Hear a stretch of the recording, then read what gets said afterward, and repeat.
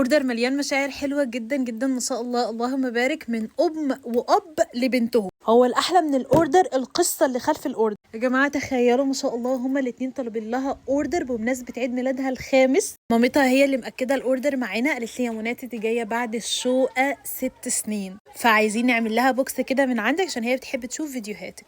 اول حاجه اكيد كان لازم احط لها حلويات المتجر. اول حاجه احط لها حلويات المتجر وهديه كده بسيطه من عندنا، واكيد كارت المتجر. مبدئيا كده افضل منتجات للعنايه بالشعر موجوده عندنا هي المنتجات بتاعه توله، فطلبوا ليها العرض بتاع شامبو توله القطعتين نازلين بتخفيض رهيب، وطلبوا كمان البديل بتاع الزيت برضو من توله، طلبوا العرض القطعتين، واخر حاجه طلبوها توله ليسيون برضو القطعتين.